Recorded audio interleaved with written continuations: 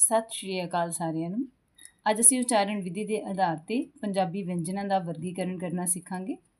ਇਸ ਤੋਂ ਪਹਿਲਾਂ ਅਸੀਂ ਉਚਾਰਨ ਵਿਧੀ ਬਾਰੇ ਜਾਣਦੇ ਹਾਂ।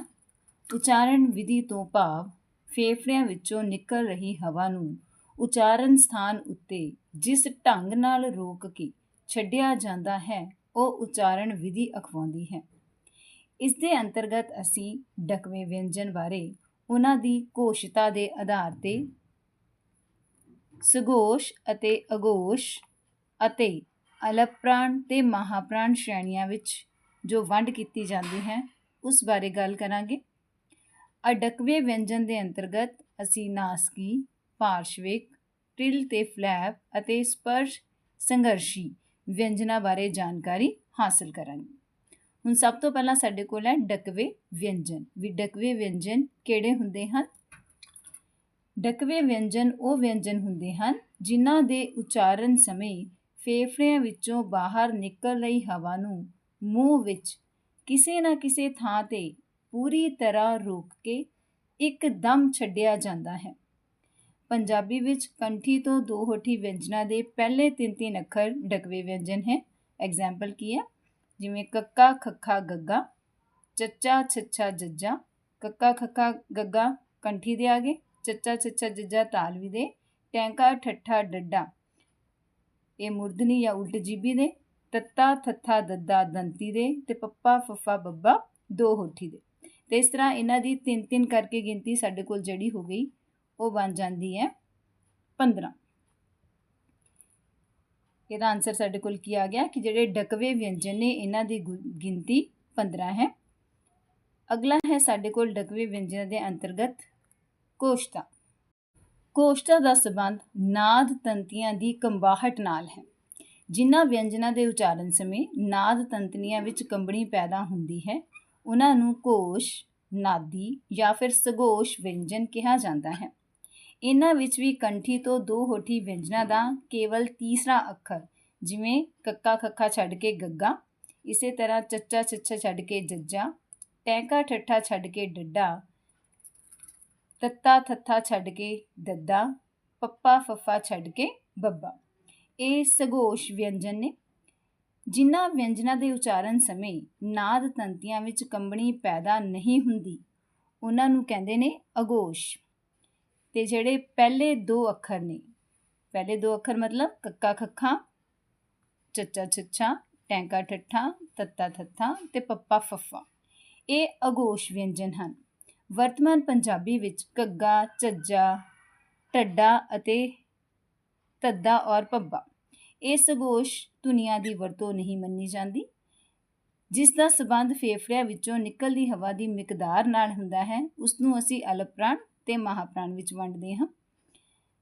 ਜਿਨ੍ਹਾਂ ਵਿਅੰਜਨਾਂ ਦੇ ਉਚਾਰਨ ਸਮੇਂ ਹਵਾ ਮੂੰਹ ਵਿੱਚੋਂ ਫਰਾਟੇ ਵਾਂਗ ਬਾਹਰ ਨਿਕਲਦੀ ਹੈ ਉਹਨਾਂ ਨੂੰ ਮਹਾਪ੍ਰਾਣ ਵਿਅੰਜਨ ਕਿਹਾ ਜਾਂਦਾ। ਕੰਠੀ ਤੋਂ ਦੋ ਹੋਠੀ ਦੇ 2 ਵਿਅੰਜਨ ਮਹਾਪ੍ਰਾਣ ਨੇ, ਭਾਵ ਜਿਹੜਾ ਸੈਕਿੰਡ ਵਾਲਾ ਅਕਸ਼ਰ ਹੈ, ਦੂਜਾ ਵਿਅੰਜਨ ਸੈਕਿੰਡ ਵਾਲਾ ਅਕਸ਼ਰ, ਜਿਵੇਂ ਖੱਖਾ, ਛੱਛਾ, ਠੱਠਾ, ਥੱਥਾ ਤੇ ਫੱਫਾ ਇਹ ਮਹਾਪ੍ਰਾਣ ਵਿਅੰਜਨ ਨੇ। ਬਾਕੀ ਪਹਿਲਾ ਤੇ ਤੀਜਾ ਕੱਕਾ, ਖੱਖਾ ਛੱਡ ਕੇ ਗੱਗਾ ਆ ਗਿਆ, ਚੱਚਾ, ਛੱਛਾ ਛੱਡ ਕੇ ਜੱਜਾ, ਟੈਂਕਾ, ਠੱਠਾ ਛੱਡ ਕੇ ਡੱਡਾ, ਤੱਤਾ, ਥੱਥਾ ਛੱਡ ਕੇ ਦੱਦਾ, ਪੱਪਾ, ਫੱਫਾ ਛੱਡ ਕੇ ਬੱਬਾ ਇਹ ਜਿਹੜੀ ਕਾਊਂਟਿੰਗ ਹੈ ਇਹ ਹੈਗੀ ਆ ਅਲਪਪ੍ਰਾਣ ਵਿਅੰਜਨਾਂ ਦੀ। ਅਸੀਂ ਇਸ ਤਾਲਿਕਾ ਦੇ ਵਿੱਚ ਕੰਠੀ, ਤਾਲਵੀ, ਮੁਰਧਨੀ, ਦੰਤੀ ਤੇ ਦੋ ਹੋਠੀ ਦੇ ਅਨੁਸਾਰ ਪਹਿਲੇ 3 ਅੱਖਰ ਲੈਣੇ ਤੇ ਚੌਥਾ ਸਾਡਾ ਅੱਖਰ ਜਿਹੜਾ ਹੈ ਮਹਾਪ੍ਰਾਣ ਦਾ ਹੈ। ਕੱਕਾ, ਖੱਖਾ, ਗੱਗਾ, ਚੱਚਾ, ਛੱਛਾ, ਜੱਜਾ, ਟੈਂਕਾ, ਠੱਠਾ, ਡੱਡਾ, ਤੱਤਾ, ਥੱਥਾ, ਦੱਦਾ ਤੇ ਪੱਪਾ, ਫੱਫਾ, ਬੱਬਾ। ਹੁਣ ਅਘੋਸ਼ ਤੇ ਸੁਘੋਸ਼ ਅਸੀਂ ਗੱਲ ਕੀਤੀ ਹੈ ਕਿ ਅਘੋਸ਼ ਦੇ ਵਿੱਚ ਪਹਿਲੇ 2 ਅੱਖਰ ਸ਼ਾਮਿਲ ਨੇ, ਕੱਕਾ, ਖੱਖਾ, ਚੱਚਾ, ਛੱਛਾ, ਟੈਂਕਾ, ਠੱਠਾ, ਤੱਤਾ, ਥੱਥਾ ਤੇ ਪੱਪਾ, ਫੱਫਾ। ਤੇ ਸੁਘੋਸ਼ ਦੇ ਵਿੱਚ ਕੀ ਸ਼ਾਮਿਲ ਹੈ? ਗੱਗਾ, ਘੱਗਾ, ਜੱਜਾ, ਝੱਜਾ, ਡੱਡਾ, ਢੱਡਾ, ਦੱਦਾ, ਧੱਦਾ, ਬੱਬਾ ਤੇ ਪੱਬਾ। ਇਸੇ ਤਰ੍ਹਾਂ ਅਘੋਸ਼ ਵਿੱਚ ਪਹਿਲਾ ਅੱਖਰ ਅਲਪਪ੍ਰਾਣ, ਦੂਸਰਾ ਮਹਾਪ੍ਰਾਣ। ਸੁਘੋਸ਼ ਵਿੱਚ ਵੀ ਪਹਿਲਾ ਅਲਪਪ੍ਰਾਣ ਤੇ ਦੂਸਰਾ ਮਹਾਪ੍ਰਾਣ। ਹੁਣ ਅਘੋਸ਼ ਅਲਪਪ੍ਰਾਣ ਸਾਡੇ ਕੋਲ ਹੋ ਗਿਆ ਕੱਕਾ, ਚੱਚਾ, ਟੈਂਕਾ, ਤੱਤਾ ਤੇ ਪੱਪਾ। ਅਘੋਸ਼ ਮਹਾਪ੍ਰਾਣ ਹੋ ਗਿਆ ਖੱਖਾ, ਛੱਛਾ, ਠੱਠਾ, ਥੱਥਾ ਤੇ ਫੱਫਾ। ਇਸੇ ਤਰ੍ਹਾਂ ਸੁਘੋਸ਼ ਅਲਪਪ੍ਰਾਣ ਗੱਗਾ, ਜੱਜਾ, ਡੱਡਾ, ਦੱਦਾ ਤੇ ਬੱਬਾ। ਸਗੋਸ਼ ਮਹਾਪ੍ਰਾਣ ਘੱਗਾ ਝੱਜਾ ਢੱਡਾ ਤੱਦਾ ਤੇ ਪੱਬਾ। ਧੁਨੀ ਵਿਉਂਤ ਪੱਖੋਂ ਸਗੋਸ਼ ਮਹਾਪ੍ਰਾਣ ਦਾ ਕੋਈ ਮਹੱਤਵ ਨਹੀਂ ਹੈ। ਹੁਣ ਅਸੀਂ ਇਸ ਨੂੰ ਡਕਵੇ ਵਿਅੰਜਨ ਦੇ ਅਕੋਰਡਿੰਗ ਵੀ ਕਰ ਲੈਂਦੇ ਹਾਂ। ਡਕਵੇ ਵਿਅੰਜਨ ਵਿੱਚ ਸਾਡੇ ਕੋਲ ਕੀ ਆ ਗਿਆ? ਕੱਕਾ ਖੱਖਾ ਗੱਗਾ, ਚੱਚਾ ਚੱਛਾ ਜੱਜਾ, ਟੈਂਕਾ ਠੱਠਾ ਡੱਡਾ, ਤੱਤਾ ਥੱਥਾ ਦੱਦਾ ਤੇ ਪੱਪਾ ਫੱਫਾ ਬੱਬਾ। ਕੁੱਲ 15 ਬਣ ਗਏ। ਅਗੋਸ਼ ਅਲਪ ਪ੍ਰਾਣ ਵਿੱਚ ਹੁਣ ਸਾਡੇ ਕੋਲ ਕੀ ਆ ਗਿਆ? ਕੱਕਾ ਚੱਚਾ ਟੈਂਕਾ ਤੱਤਾ ਤੇ ਪੱਪਾ। ਅਗੋਸ਼ ਮਹਾਪ੍ਰਾਣ ਵਿੱਚ ਕੀ ਆ ਗਿਆ? ਖੱਖਾ ਛੱਛਾ ਠੱਠਾ ਥੱਥਾ ਤੇ ਫੱਫਾ। ਤੇ ਸਗੋਸ਼ ਅਲਪ ਪ੍ਰਾਣ ਵਿੱਚ ਹੈ ਗੱਗਾ ਜੱਜਾ ਡੱਡਾ ਦੱਦਾ ਤੇ ਬੱਬਾ। ਡਕਵੇ ਵਿਅੰਜਨ ਇੱਥੇ ਖਤਮ ਹੁੰਦੇ ਨੇ। ਹੁਣ ਅਸੀਂ ਅਡਕਵੇ ਵਿਅੰਜਨਾਂ ਦੀ ਗੱਲ ਕਰਦੇ ਹਾਂ। ਅਡਕਵੇ ਵਿਅੰਜਨਾਂ ਦੇ ਉਚਾਰਨ ਸਮੇਂ ਫੇਫੜਿਆਂ ਵਿੱਚੋਂ ਨਿਕਲਦੀ ਆਵਾਜ਼ ਨੂੰ ਉਚਾਰਨ ਸਥਾਨ ਉੱਤੇ ਪੂਰੀ ਤਰ੍ਹਾਂ ਰੋਕ ਨਹੀਂ ਪਾਉਂਦੀ ਹੈ। ਇਸ ਵਿੱਚ ਨਾਸਕੀ, ਪਾਰਸ਼ਵਿਕ, ਟ੍ਰਿਲ ਤੇ ਫਲੈਪ ਤੇ ਸਪਰਸ਼ ਸੰਘਰਸ਼ੀ ਵਿਅੰਜਨ ਸ਼ਾਮਿਲ ਹਨ। ਸਭ ਤੋਂ ਪਹਿਲਾਂ ਅਸੀਂ ਨਾਸਕੀ ਵਿਅੰਜਨ ਦੀ ਗੱਲ ਕਰਾਂਗੇ। ਨਾਸਕੀ ਵਿਅੰਜਨਾਂ ਦੇ ਉਚਾਰਨ ਸਮੇਂ ਮੂੰਹ ਪੋਲ ਕੋਮਲ ਤਾਲੂ ਦੇ ਨਾਲ ਹੋਣ ਕਰਕੇ ਹਵਾ ਨੱਕ ਦੇ ਰਸਤੇ ਬਾਹਰ ਨਿਕਲਦੀ ਹੈ। ਪੰਜਾਬੀ ਦੇ ਵਿੱਚ 5 ਨਾਸਕੀ ਵਿਅੰਜਨ ਹਨ: ਅੰਗਾ, ਅਈਆਂ, ਨਈਆਂ, ਨਾਣਾ ਤੇ ਮੰਮਾ। ਅਗਲਾ ਹੈ ਪਾਰਸ਼ਵਿਕ ਵਿਅੰਜਨ। ਪਾਰਸ਼ਵਿਕ ਵਿਅੰਜਨਾਂ ਦੇ ਉਚਾਰਨ ਸਮੇਂ ਜੀਭ ਦੀ ਨੋਕ ਉਚਾਰਨ ਸਥਾਨ ਤੇ ਫੇਫੜਿਆਂ ਵਿੱਚੋਂ ਆਉਂਦੀ ਹਵਾ ਨੂੰ ਰੋਕਦੀ ਹੈ। ਪੰਜਾਬੀ ਵਿੱਚ ਲੱਲਾ ਅਤੇ ਲੱਲੇ ਪੈਰ ਬਿੰਦੀ 2 ਪਾਰਸ਼ਵਿਕ ਧੁਨੀਆਂ ਹਨ।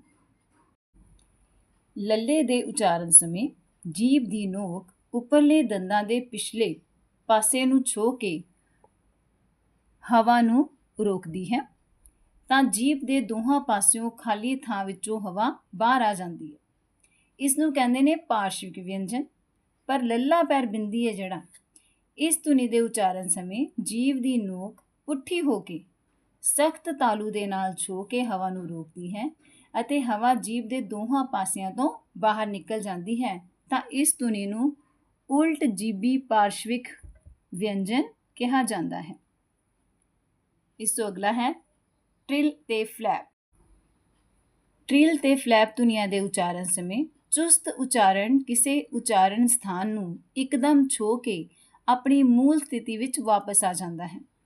ਪੰਜਾਬੀ ਵਿੱਚ ਉਲਟ ਜੀਭੀ ੜਾੜਾ ਇਹ ਫਲੈਪ ਧੁਨੀ ਹੈ ਤੇ ਰਾਰਾ ਟ੍ਰਿਲ ਧੁਨੀ ਹੈ। ਇਸ ਵਿੱਚ ਚੁਸਤ ਉਚਾਰਨ ਸਥਾਨ ਨੂੰ ਵਾਰ-ਵਾਰ ਛੋਹਦਾ ਹੈ। ਜਦੋਂ ਅਸੀਂ ੜਾੜਾ ਬੋਲਦੇ ਹਾਂ ਤਾਂ ਜੀਭ ਉਲਟ ਜੀਭੀ, ਤੈਨੂੰ ਫਲੈਪ ਧੁਨੀ ਕਿਹਾ ਗਿਆ। ਤੇ ਜਦੋਂ ਅਸੀਂ ਰਾਰਾ ਬੋਲਦੇ ਹਾਂ ਤਾਂ ਇਹ ਉਚਾਰਨ ਸਥਾਨ ਨੂੰ ਵਾਰ-ਵਾਰ ਛੋਹ ਰਿਹਾ ਹੈ। ਇਸ ਕਰਕੇ ਰਾਰਾ ਟ੍ਰਿਲ ਹੈ ਤੇ ੜਾੜਾ ਫਲੈਪ। ਅਗਲਾ ਪੁਆਇੰਟ ਹੈ ਸਪਰਸ਼ ਸੰਘਰਸ਼ੀ ਵਿਅੰਜਨ। ਸਪਰਸ਼ ਸੰਘਰਸ਼ੀ ਵਿਅੰਜਨ ਧੁਨੀਆਂ ਦੇ ਉਚਾਰਨ ਸਮੇਂ ਫੇਫੜਿਆਂ ਵਿੱਚੋਂ ਨਿਕਲਦੀ ਹਵਾ ਨੂੰ ਕਿਸੇ ਉਚਾਰਨ ਸਥਾਨ ਤੇ ਪੂਰੀ ਤਰ੍ਹਾਂ ਰੋਕ ਕੇ ਹੌਲੀ-ਹੌਲੀ ਵੰਡਿਆ ਜਾਂਦਾ ਹੈ ਤੇ ਹਵਾ ਉਚਾਰਨ ਅੰਗਾਂ ਨੂੰ ਖਹਿ ਕੇ ਬਾਹਰ ਨਿਕਲਦੀ ਹੈ। ਪੰਜਾਬੀ ਵਿੱਚ ਦੰਤੀ ਸੱਸਾ, ਜਦੋਂ ਅਸੀਂ ਸੱਸਾ ਬੋਲਦੇ ਹਾਂ ਤਾਂ ਤੁਹਾਡੇ ਦੰਦ ਜੁੜਦੇ ਆ ਨਾ, ਦੰਤੀ ਸੱਸਾ, ਜਾਂ ਫਿਰ ਜੀਭ ਜਿਹੜੀ ਆ ਦੰਦਾਂ ਨੂੰ ਛੂਹ ਰਹੀ ਹੈ।